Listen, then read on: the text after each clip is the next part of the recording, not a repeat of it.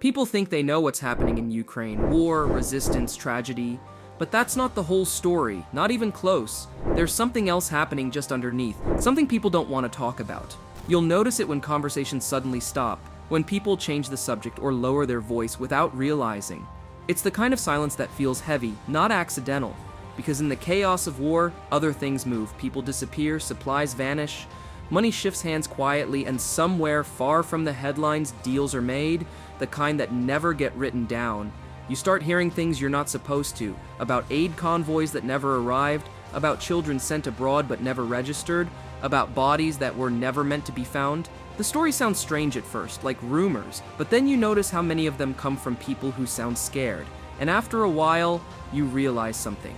The war isn't the darkest thing happening in Ukraine. It's just the most visible. Since the war began, millions of Ukrainians have fled their homes. Women, children, entire families trying to escape the front lines, but not all of them made it to safety because at the border something darker waits. Human trafficking networks operate openly along Ukraine's escape routes. They target the desperate, the exhausted, women who are alone, children separated from their parents. At first it's subtle, a friendly offer of transport, a promise of accommodation, then nothing. They disappear. Aid workers have reported dozens of cases. Volunteers at refugee centers in Poland and Moldova describe children vanishing within hours of arriving, women who board the wrong car, girls promised jobs, then never seen again. In one case near the Polish border, a 13-year-old girl was lured away from her mother in a crowd. She was gone before anyone could react. Interpol and Europol admit the numbers. Thousands of potential trafficking victims have been recorded since 2022. But that's only the cases they know about. NGOs working inside Ukraine believe many more vanish before reaching the border at all. The chaos of war makes it easy. Documents are lost, families are split. In the confusion, no one notices when someone simply stops showing up. And once someone disappears in a war zone, finding them again is nearly impossible. Traffickers exploit the system itself. Fake charities, volunteer networks used as cover, some even register as official aid workers. Police and border guards, overwhelmed by the volume of refugees, struggle to check every identity. Some don't even try. Ukrainian police have reported catching traffickers at border crossings, but by then, it's too late for the victims already taken. Some are moved west into brothels in Germany or the Netherlands. Others are forced into labor or sold online. There are cases where victims resurface months later in countries where they don't speak the language, unable to explain how they got there. And for every victim found, dozens aren't. In Ukraine, the war isn't just fought with weapons. For traffickers, it's a business opportunity. And the people fleeing violence, they're the product. Inside Ukraine, aid trucks don't always reach the people who need them. Supplies sent by foreign governments, charities, and private donors, food, medicine, clothes sometimes vanish before they ever leave the warehouse. And most Ukrainians know exactly why. Aid theft isn't an accident of war. It's organized, controlled, stolen systematically by criminal networks and corrupt officials. Supplies meant for bombed-out villages and starving families are sold on black markets right there, inside Ukraine, and sometimes by the very people trusted to protect them. Real incidents prove it. In Odessa, anti-corruption investigators uncovered warehouses filled with stolen humanitarian aid in early 2023, tins of foreign-labeled food, winter clothing marked for refugees, even medical equipment all stockpiled waiting to be sold to local businesses. The investigation found links to local politicians and private security firms. In Kharkiv, emergency supplies disappeared from distribution centers multiple times. Reports from aid workers said certain shipments were intercepted before arriving at frontline towns. Officials claimed delays, but insiders said the goods were being redirected, resold to markets, or sent abroad for profit. The scale is massive. International donors sent billions in supplies to Ukraine since the invasion. Yet aid workers repeatedly report shortages on the ground. Convoys are looted. Some shipments never leave storage. In other cases, official volunteers set up checkpoints to block rival aid deliveries. Supplies are taken and nothing is recorded. Even the Ukrainian government admits it's a problem. In 2022, President Zelensky's office publicly acknowledged widespread aid theft. New laws were promised, investigations opened, but in a country where local officials control distribution, change moves slowly, and people keep getting rich. The result? Families in ruined towns receive nothing. Hospitals wait weeks for medical supplies that never arrive. Meanwhile, stolen goods show up in markets and shops across the country, sold to the very people they were sent to help. Aid workers on the ground know the truth. They see it happen. But speaking up is dangerous. Some who've reported thefts face threats from local officials. Others were ordered to leave towns for asking questions. A few simply disappeared from the aid networks they worked in. And the international community, they keep sending supplies, because corruption is just another cost of war. And in Ukraine, humanitarian aid isn't just stolen, it's profitable. On the edges of Ukraine's war zones, field hospitals are meant to save lives. But in the middle of chaos, rumors say something darker is happening inside them. Organ trafficking. Not rumors spread by enemies, not propaganda. Allegations from aid workers, from soldiers, from survivors, stories that keep repeating even as officials dismiss them. It works like this. A wounded soldier or refugee is brought in after shelling, sometimes unconscious, sometimes disoriented. Doctors operate, but not always to save them. In certain hospitals close to the front, patients never wake up. Their bodies are returned to their families without explanation, and if families ask for details, they're told to stay silent. It's war, after all. People die. But when bodies have missing organs and no one will explain why, silence becomes something else. In 2023, reports surfaced from volunteers near Sloviansk about organ removal from corpses inside a frontline medical station. Witnesses describe mobile surgical teams working overnight, guarded by armed men. They weren't regular military. They weren't international aid. They were something else. People noticed transport vehicles arriving at night, leaving quickly, no records kept. These stories aren't isolated. Similar claims were made near Bakhmut, then near Kramatorsk. In one case, a nurse fled a frontline clinic after discovering patients marked as deceased who had still been alive during surgery. She never gave her name. She refused to speak publicly. Ukrainian officials deny the claims. They say it's Russian disinformation, propaganda, but aid workers inside Ukraine aren't so sure. Some quietly confirm that wounded civilians and prisoners of war often vanish after capture. Others admit that certain field hospitals operate outside official control. Organ trafficking networks are not new to Ukraine. Before the war, black market organ sales were already a problem, especially in rural regions. Poor citizens sold kidneys to survive. Corrupt doctors looked the other way. Now, with war raging and thousands of wounded crossing makeshift hospitals daily, the opportunity has grown.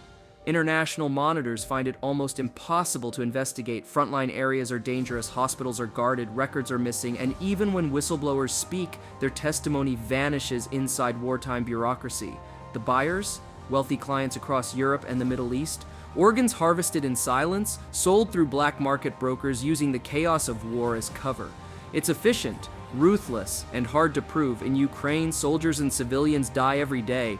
Most are buried quickly, bodies returned with sealed documents, families grieving, too exhausted to ask questions. And inside that silence, a new kind of trade thrives. Because in war, everything becomes a commodity, even bodies. In Ukraine, not all prisons are marked on maps. Some don't officially exist at all, and the people held inside them, many are never seen again. Since the start of the war, Ukraine's SBU, the National Security Agency, has been accused of running secret detention sites. These aren't normal prisons. They're hidden buildings, abandoned factories, underground basements, places where prisoners disappear without charges, without trials, and without records. The practice started before the full-scale invasion. In 2016, Amnesty International and Human Rights Watch exposed several black sites operated by the SBU. One was in Kharkiv. Detainees were held incommunicado, sometimes for over a year. Torture was reported. Families were told nothing. When the reports came out, the government promised change, but investigators trying to access the sites were blocked. The Kharkiv site was closed, yet witnesses claimed people were still being held there months later. Since the new invasion, the practice has expanded. Ukrainian counterintelligence units now detain people suspected of collaboration with Russian forces. Some are guilty, many are not. But once accused, people are taken. And once inside an SBU black site, there are no lawyers, no visitors, no oversight. In frontline areas like Donetsk and Luhansk, these hidden prisons are more common. Buildings that look abandoned from the outside, but inside, detainees are kept in makeshift cells, some beaten, others disappear entirely. Officially, the SBU denies this, but human rights groups report increasing cases of forced disappearances. Families are told their relatives are under investigation, then the trail stops, days turn into weeks, weeks into months. Sometimes prisoners are quietly released if they survive, others never come back. Journalists who report on these sites face pressure. Some Ukrainian media outlets avoid covering the topic entirely. After all, in wartime, questioning national security is seen as betrayal. But inside Ukraine, lawyers and human rights monitors know the truth. The war didn't create these secret prisons, it made them invisible. And in those black sites, people aren't just locked away, they're erased. In Ukraine's military, not every weapon makes it to the front lines. Some are sold before they even leave the warehouse. Corruption inside Ukraine's defense industry has been a problem for years, but since the war started, it's escalated into something much bigger. Military equipment, fuel, food supplies stolen and sold by people in uniform. Not just low-level thieves, high-ranking officials, people trusted to defend the country. In 2023, Ukrainian anti-corruption agencies exposed a major scandal involving army procurement contracts. Defense officials were caught inflating prices for basic supplies. Food meant for soldiers cost double, sometimes triple the market rate. Billions of hryvnias vanished, stolen from their own army. But food is just the surface. In frontline regions, soldiers report shortages of weapons and protective gear that were officially delivered. Bulletproof vests that don't arrive, helmets that vanish, even small arms disappearing from supply depots. Some are sold to criminal groups. Others end up on black markets in Europe. In Mykolaiv, police discovered a shipment of military drones being sold to private buyers. The drones were traced back to military supplies meant for Ukraine's Air Force. The people selling them, officers responsible for logistics. Fuel theft is worse. Truckloads of fuel meant for tanks and armored vehicles are diverted and sold to private businesses. Drivers are bribed, documents forged. In some areas, frontline units run dry while black market fuel sellers get rich. Everyone inside the system knows corruption isn't hidden, it's managed. Officials take their cut. Auditors are bribed to ignore missing inventory. Investigators are blocked from checking military warehouses. When scandals break publicly, the response is always the same: denials, promises of reform. Sometimes an official is fired, rarely prosecuted. Because in Ukraine, wartime theft isn't treated as treason, it's treated as business. And for every soldier fighting at the front, there's someone profiting in the rear. Someone who sees the war as an opportunity to get rich, while others die. In Ukraine, thousands of children have been evacuated from war zones, sent abroad to safety. That's the official story, but the real story is darker, because not all of those children have come back, and some may never be found. When the full-scale invasion began, Ukrainian authorities rushed to evacuate children from orphanages, hospitals, and foster homes. Some were placed with families in Ukraine, many were sent across borders to Poland, Germany, Romania. Records were kept, or at least that's what people thought. But in the chaos, record-keeping broke down. Paperwork vanished. Entire groups of children were moved without official registration. Some were taken by volunteers, others by organizations that were never vetted. And now, no one knows where they are. By 2023, NGOs working along Ukraine's western borders started asking questions. Thousands of children officially listed as evacuated couldn't be accounted for. Some cases involved infants moved from hospitals, others were teenagers from orphanages. Many had no legal guardian when they were taken. Trafficking networks saw the opportunity. Fake charities appeared overnight. People posing as aid workers offered to evacuate children, and once those children left the country, they vanished. In Germany and the Netherlands, authorities discovered cases of Ukrainian children showing up in unlicensed adoption centers. In other cases, minors were found working illegally in farms and factories. Some victims were too traumatized to explain where they'd come from.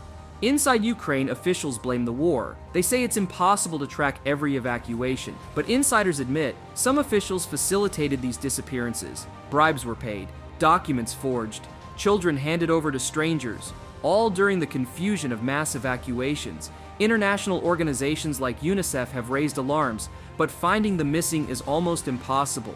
Borders were open, records were lost, families destroyed, children disappeared without anyone even knowing their names. And when someone does ask questions, the answers are cold. No one knows how many are missing. No one knows who took them, and no one is really searching, because in Ukraine, during war, even children can vanish, and no one notices until it's too late.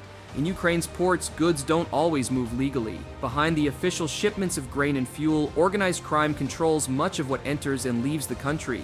Weapons, drugs, and trafficked people move through the same gates as humanitarian aid, and officials know it. For years, Ukraine's mafia groups have controlled sections of key ports like Odessa, Mykolaiv, and Mariupol. War hasn't changed that, it's made it worse. The chaos of invasion, the pressure on supply lines, the desperation for resources, all of it created new opportunities for criminal networks to expand. Weapons meant for Ukraine's military are sometimes diverted to smugglers. In Odessa, entire containers of small arms vanished from port warehouses in early 2023. They weren't stolen, they were sold. Crime syndicates paid military and port officials to reroute the weapons to private buyers across Eastern Europe. Drugs flow in the opposite direction. Heroin from Afghanistan, cocaine from South America, packed in containers marked as humanitarian aid. Ports controlled by mafia-linked security firms wave shipments through. Customs officers are paid to ignore what they see, but the worst trade is people. Human trafficking routes use Ukraine's ports to move women and children out of the country.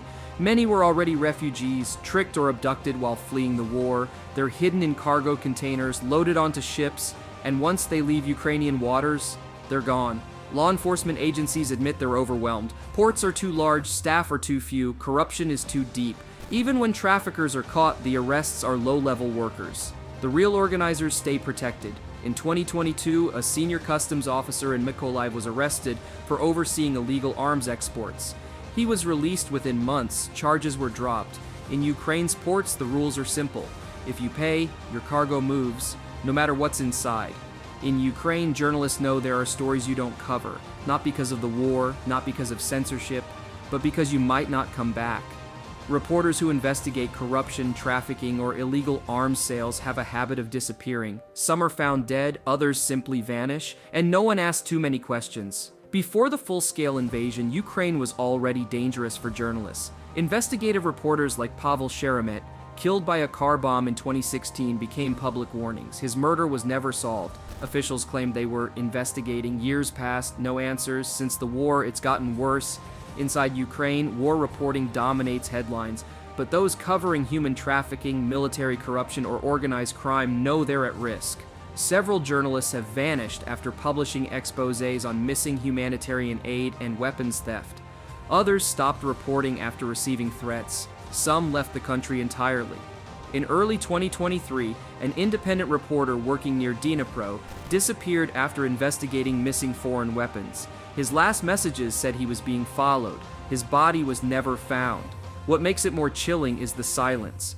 Media outlets avoid reporting on missing journalists. Colleagues rarely speak out. In wartime, authorities say, national unity matters more than scandal. Some of the threats don't come from criminals, they come from within. Officials linked to security services have been accused of warning journalists off certain topics. If that doesn't work, court cases appear. Accusations of treason, collaborating with the enemy. Once charged, reporters are detained quietly. Some are never seen again. In Ukraine, you can report on the war, but not on the people profiting from it. And every journalist knows the price of crossing that line. It's silence or disappearance. So that's Ukraine, not the version you see on the news, not the story told in speeches or headlines. This is the other side, the one hidden behind the war. A country where human traffickers follow refugee convoys, where humanitarian aid meant for starving towns is sold in back alleys, where wounded soldiers never wake up and their families are told not to ask why, where secret prisons hold people who no longer exist on paper, where children are sent abroad for safety and vanish without a trace, where mafia bosses control ports and weapons meant for the front lines are sold to the highest bidder, where journalists who ask questions disappear and no one looks for them. This isn't propaganda, this isn't a mistake.